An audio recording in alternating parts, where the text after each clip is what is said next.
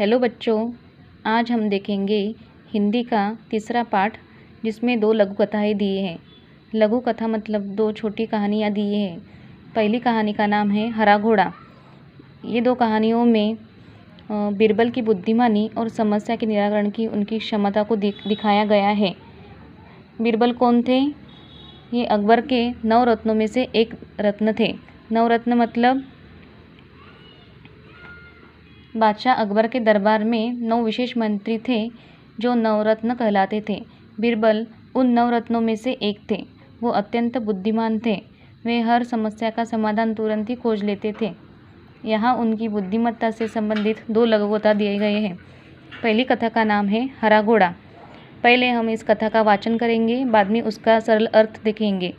आपको भी घर पे ये 2 लघु कथाएँ पढ़नी है और उस समझा के लेनी है।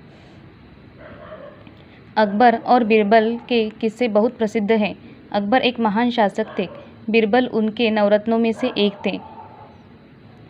एक बार अकबर बीरबल के साथ अपने घोड़े पर बैठकर बगीचे की सैर कर रहे थे। अकबर और बीरबल कौन थे? बहुत प्रसिद्ध थे। अकबर एक महान शासक थे, मतलब महान एक राजा थे, बादशाह थे। बीरबल उनके 9 रत्नों में से एक थे। एक बार क्या हुआ, अकबर और बीरबल साथ में घोड़े पर बैठकर बगीचे की सैर करने गए थे। सैर करने मतलब बगीचे में घूमने गए थे। चारों तरफ हरियाली को देखकर उनका मन प्रसन्न हो गया। बादशाह अकबर ने सोचा कि यदि मेरे पास हरे रंग का घोड़ा होता तो मैं उस पर बैठकर हरे भरे स्थानों की सैर करता। बादशाह अकबर ने क्या सोचा कि अगर मेरे पास हरे रंग का घोड़ा होता तो मैं उस पर बैठकर हरे भरे स्थानों की सैर करता। बस फिर क्या था, बादशाह अकबर ने बीरबल से कहा, मैं तुम्हें 1 सप्ताह का समय देता हूँ कि तुम मेरे लिए हरे रंग के घोड़े का प्रबंध करो। बादशाह ने बीरबल से क्या कहा? 1 सप्ताह में तुम मेरे लिए हरे रंग के घोड़े का प्रबंध करो। बादशाह अकबर बीरबल की बुद्धिमानी की परीक्षा लेने चाहते थे, इसलिए उन्होंने हरे रंग का घोड़ा लाने के लिए कहा था। बादशाह क्या कर रहे थे? बीरबल की बुद्धिमानी की परीक्षा लेते थे।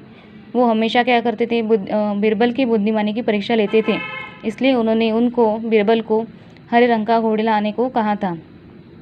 बादशाह और बीरबल दोनों यह बात अच्छी तरह से जानते थे कि संसार में कहीं भी हरे रंग का घोड़ा नहीं होता। बादशाह और बीरबल दोनों को पता था कि हरे रंग का घोड़ा कहीं भी नहीं मिलेगा। फिर भी बीरबल ने अकबर के आदेश को सिर आंखों पर रख लिया। सिर आंखों पर रखना मतलब मान लेना, मतलब बीरबल ने अकबर के आदेश को सिर आंखों पर रख लिया था। 1 सप्ताह बीरबल इधर उधर घूमते रहे और 8वें दिन दरबार में जाकर बोले, हुजूर, आखिर आपके लिए मैंने हरा घोड़ा खोज ही लिया। बादशाह अकबर के आश्चर्य का ठिकाना न रहा।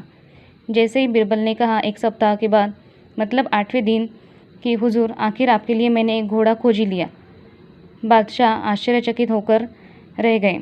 वे सोचने लगे कि जब हरा घोड़ा होता ही नहीं तो बीरबल ने कैसे खोज लिया। उन्हें विश्वास नहीं हुआ। फिर भी उत्सुकता से कहा, बीरबल, हरा घोड़ा कहाँ है? मैं उसे तुरंत ही देखना चाहता हूँ। बादशाह ने बीरबल से कहा, कहाँ है हरा घोड़ा? मैं उसे तुरंत देखना चाहता हूँ।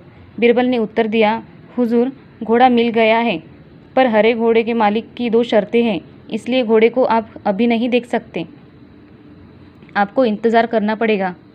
तो बीरबल ने बादशाह से क्या कहा कि घोड़े के मालिक की 2 शर्तें हैं जो आपको माननी पड़ेगी, तभी आप घोड़े को देख सकेंगे। बीरबल, कैसी शर्तें? बादशाह ने पूछा। बीरबल ने जवाब दिया, पहली शर्त यह है कि बादशाह को घोड़ा लेने वहाँ स्वयं ही जाना होगा। मतलब पहली शर्त क्या थी कि बादशाह को खुद ही घोड़ा लेने के लिए जाना पड़ेगा। दूसरी शर्त यह है कि हुजूर, जब घोड़े का रंग दूसरे घोड़ों से अलग है तो घोड़े को देखने का दिन भी अलग ही होना चाहिए। जैसे घोड़े का रंग सब घोड़ों से अलग है, हरा रंग है, तो उसका देखने का दिन भी अलग होना चाहिए।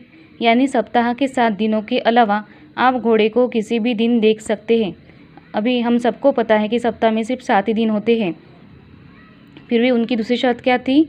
यदि सप्ताह के 7 दिनों के अलावा आप घोड़े को किसी भी दिन देख सकते हैं। जब बादशाह ने बीरबल की दूसरी शर्त सुनी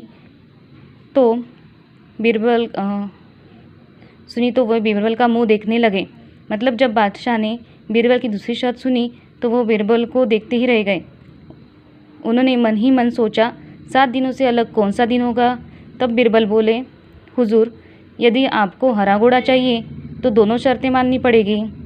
तब बिरबल ने बादशाह से कहा, अगर आपको हरा घोड़ा चाहिए तो आपको दोनों शर्त माननी पड़ेगी। तो बादशाह अकबर निरुत्तर हो गए। वे मन ही मन प्रसन्न थे कि बिरबल ने अपनी चतुराई से उन्हें फिर मात दे दी।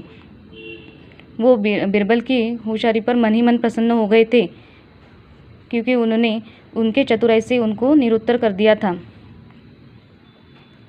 तो बच्चों, घर पर आपको ये कथा पढ़नी है और समझ लेनी है।